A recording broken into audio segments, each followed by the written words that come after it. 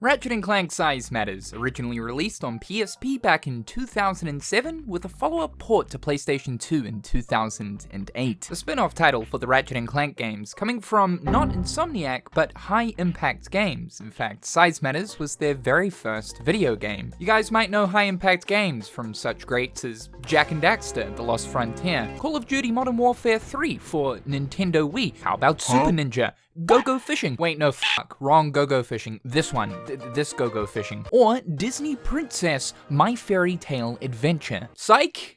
Unless you were really into Disney Princess My Fairy Tale Adventure? I mean, I don't know, I've never played it. It could be a great video game. Yeah, Ratchet & Clank Size Matters is the game that High Impact Games are known for, being their highest rated game on Metacritic, coming in at 85 with a total of 4.4 million copies sold on PSP, making it the 5th highest selling game for the system. And I've got really fond memories of this game. This is the first PSP game I ever played and was the sole reason at the time why I wanted a PSP. The game didn't really have much going for it, stacked up against the 4 previous Ratchet games coming from Insomniac on PS2, but as a portable Ratchet & Clank title, this did everything a Ratchet & Clank game should do. It gets nowhere close to being the best Ratchet game, but it certainly is a good Ratchet experience. I can tell you right now that it's definitely not the worst. And recently, Sony brought this game back for PS4 and 5, the first classic Ratchet game to make its way to modern PlayStations, now running at 4K and with trophy support. Admittedly, it's a little bit strange that Sony would pick Size Matters out of the bunch of classic Ratchet games to be the first to come to PS4 and 5, but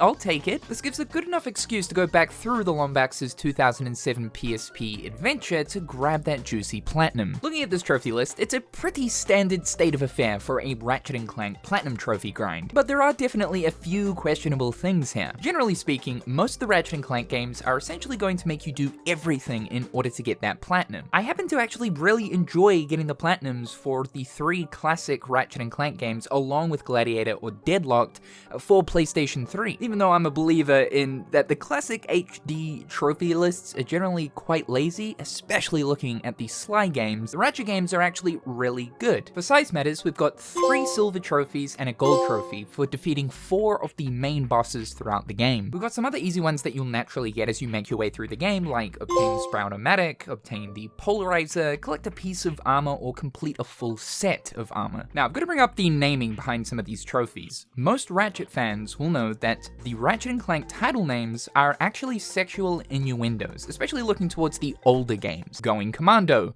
Up Your Arsenal, Quest for Booty, Full Frontal Assault. A tentative name for Kraken Time was Clock Blockers. Foreplay was the original name for All for One, and Into the Nether Regions was a working title for Into the Nexus. So Size Matters here can also be seen as a sort of sexual innuendo titling for another Ratchet & Clank game. The title is basically Ratchet & Clank Small Peenie. But it's like not actually, because it's to do with technomites, which are these like miniature space alien creatures, and you use the shrink ray, a gadget in the game, to shrink down to the technomite size. We all know what High Impact Games are doing. And I find it hilarious that Sony in 2024 are still keeping up this joke within the trophy naming. It's a grower, big but useless, small but deadly, and the actual platinum trophy, it's how you use it. Fellas, it's almost as if PlayStation is trying to tell us something. For weapon-related trophies, we've got collect any 8 weapons. This is really interesting because most of the Ratchet games require you to have all of the weapons purchased and fully leveled up.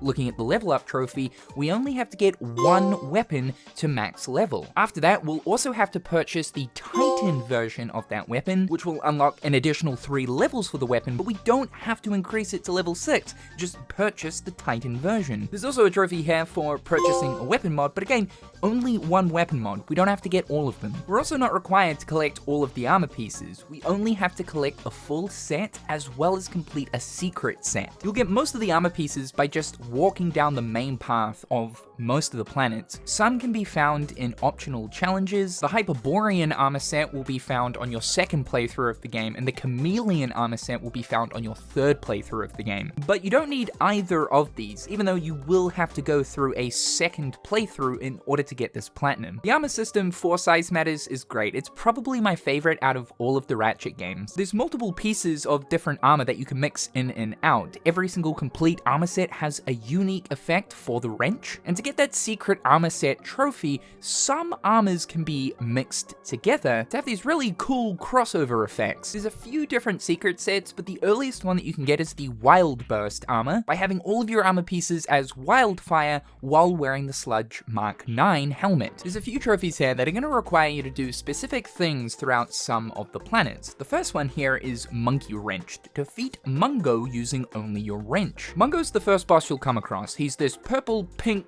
space gorilla thing. I don't know what he is, but he's Mungo. Now this trophy would be easier on your second playthrough. At that point, you'll have multiple different armor sets with the wrench effects that'll make this challenge a lot easier. However, I wanted to do this on my first playthrough without any of those additional effects. And yeah, it took me a few attempts. It's almost as if I turned Ratchet & Clank into Dark Souls there temporarily. Okay, easy, yes. Dodge. What? Ah! This time. Oh, come on! Unbelievable! There's something wrong with my frontal receptor. Honestly, Mungo, I hope you choke on a broccoli. Yes! Yes! That's what I'm talking about, baby. Yes! Yes! I need to calm down. It's just Ratchet and Clank. I celebrating like I did Radahn from the Elden Ring DLC. Destroy 5 displays in the Caledon Mechanoid Factory. Defeat a giant blue crab in Pokataru. You'll need to return to Pokataru for a second time, and here, just outside of the cave, you'll find Daddy Crab. Finish any race in 4th place. So we get a trophy for sucking, for being terrible, for just losing. The funny thing about this trophy is the AI of the other races are almost programmed to kind of keep up with you. This means that if you're going quite quick, the races will also be performing pretty well. But if you're going really slow, well, they'll suck too. What do you think I am, Michael? A charity case? It's best to just boost through the race and then throw in the towel right at the last minute. You suck! Another hoverboard trophy here is execute a shortcut across space in the Medical Outpost Omega races. So for any of the race challenges at the Outpost, there's a portion of the map that'll have you flying across space. There's a bit of an exploit here where you can use your booster to skip a good portion of the race. This will almost always ensure that you win all of these challenges, making the Medical Outpost Omega races fairly easy. You'll have to die in space, but so long as you're underneath the portion of the map here, you'll respawn right on the finish line. I'm led to believe this is actually a bug in the original version, but Sony decided to keep this around and rather just make a trophy surrounding it. What's interesting about the hoverboard mode is there's no trophy for completing all of the races. You only have to get these 2 other trophies. Was definitely expecting a completionist trophy for the hoverboard races, but you don't have to do all of them. I ended up doing all of them because some of them reward you with armor pieces. I actually really enjoy the hoverboard mode here in Size Matters. Unless something like this happens. What happened here, though? I won the race. What do you mean I lost? My PlayStation 5 is intoxicated. Re-enter Dreamtime and relive the terror. Okay, so Sony are just having a laugh with this one. The general consensus is that the dream sequence of Size Matters is not very good. I, for one, actually like the dream sequence. This is them being straight up evil. They know what they're doing here. All you have to do is go back into the dream. There's also a trophy here for dying to a fish. Rather than killing Ratchet in real life over in Pokataru, I decided to do it here in the dream. I'll tell you right now too, I've had dreams of this exact thing. It's horrifying. More so though, it's the lurker fish from Jak and Daxter that got me.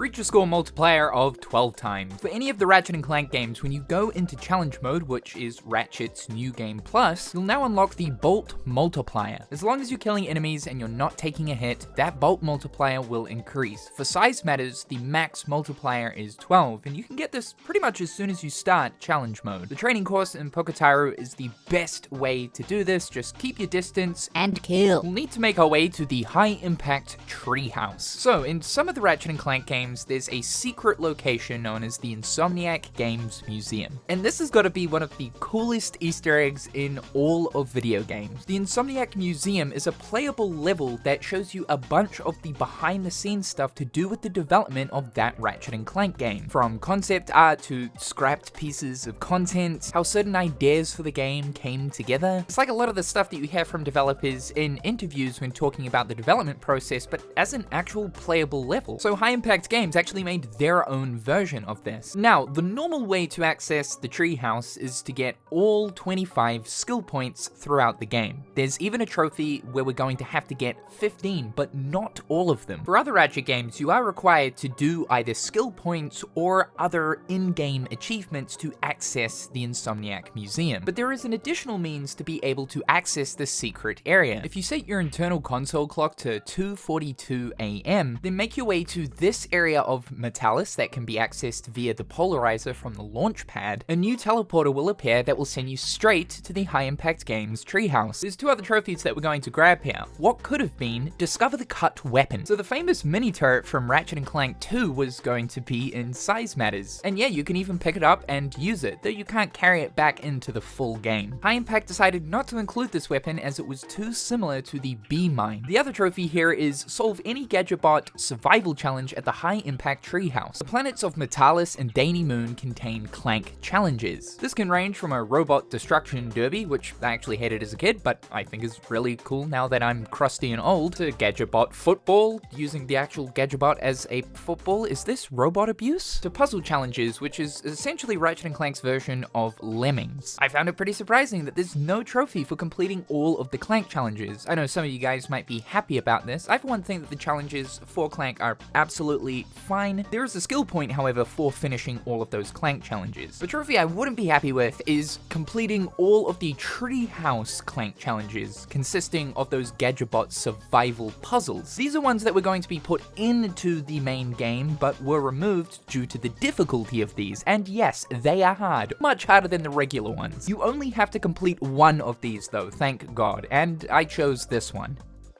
Oh, thank God. Never again. Never again. My brain is swollen. My brain was not designed to be doing junk like that. Every Ratchet & Clank game has a handful of secret bolts to collect. In Size Matters, these are titanium bolts, and there's a total of 3 trophies for collecting these, and yes, we have to collect all 20 throughout the game.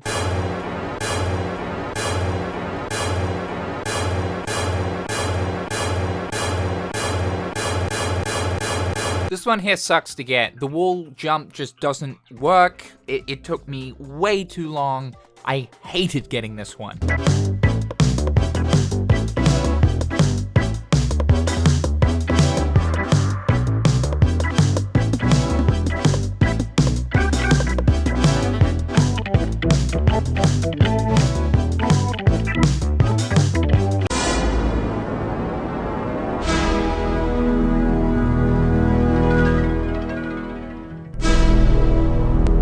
Usually used to purchase skins in the secrets menu of Ratchet games. The skins here in Size Matters though are a little bit lacking. Like, yeah, I like Beach Bod Ratchet, he's kind of cool, and we got the Godzilla guy, but like there's only 3 and you're left with the remaining 4. This is because this is the PSP version. In the PlayStation 2 version, there were 2 additional skins that were added, Kangaroo Ratchet and Samurai Ratchet, which would cost 2 bolts each. There's even a garbage can Ratchet that lies within the Japanese version's game files. Rest in peace, Trash Rat. We're going to need to get 15 out of the 25 skill points for this trophy. This is different because usually the Ratchet games ask you to acquire all of them. Skill points are the built-in achievements to Ratchet games that have been there since day one. Typically, you'll grab a handful of these as you make your way through the game without knowing what you need to do in order to unlock them. For me, I unlocked 10 of them without actually having to hunt for any. Most of the skill points throughout these games are usually pretty easy to get, and like I said, you'll naturally just unlock some of these. However, let's look at the 5 that I had to go out of my way to unlock. The first one is Bury the Pygmies. We've got to get these man-eating plants to eat 5 of these Simpsons tribesmen. Now this took me ages. The best spot to do this is this location here, as there's a lot of pygmy spawns. Now at first, I tried to lure the pygmies into the plants, but the problem with this is the plants shoot out some poo,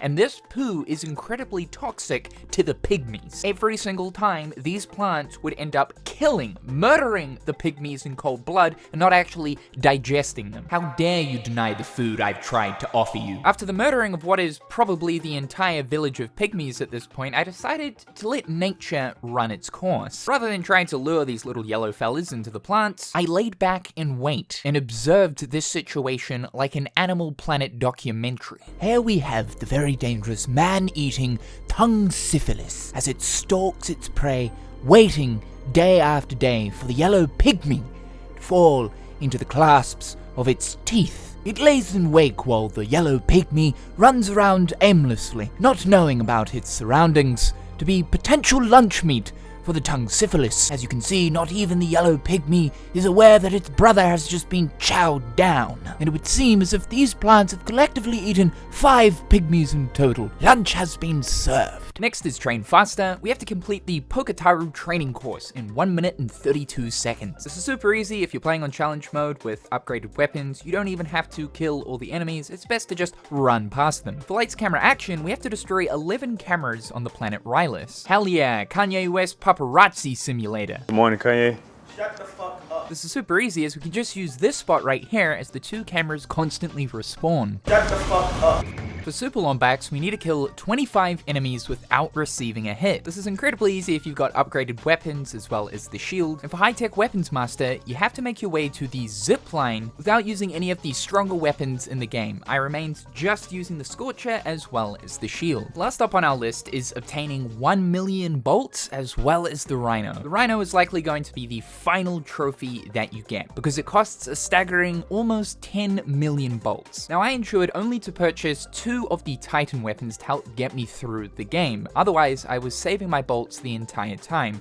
If you were collecting bolts by just normal means and not actually using a method to grind them out, you'd probably have enough to purchase the Rhino by the end of playthrough 3. But we're all about get-rich-quick schemes. The fastest way to accumulate bolts in Size Matters is to go to Pokataru and get a 12 times bolt multiplier. After that, make your way to Multipliers. If you've explored the area that requires the polarizer, then there should be a teleporter near the landing pad that'll send you to the end of that area that has a bunch of crates, the most in the game. With the 12 times multiplier and the box breaker gadget, you can break all of them at once and accumulate about 400,000 bolts. From here, we'll run back to our ship and fly off to Danny Moon. Use the box breaker to break the crates near the landing pad. This here will get us roughly about 200,000 bolts, and then fly back to Metellus, rinse, and repeat. It's a little bit mundane, but it takes about 20 minutes to accumulate 10 million bolts. This is the fastest way to get the Rhino. And that's the Ratchet & Clank Size Matters Platinum Extravaganza. Honestly, it's been so great to go back to this 2007 gem. It's reminded me just how fantastic this game is for a PlayStation Portable title. Definitely a fun trophy list like most of the Ratchet & Clank games. They're always just a joy to platinum. It's a little bit interesting to see that we don't have stuff like upgrade absolutely all of the weapons. This would definitely add additional time onto the platinum because not only would you have to purchase the Rhino,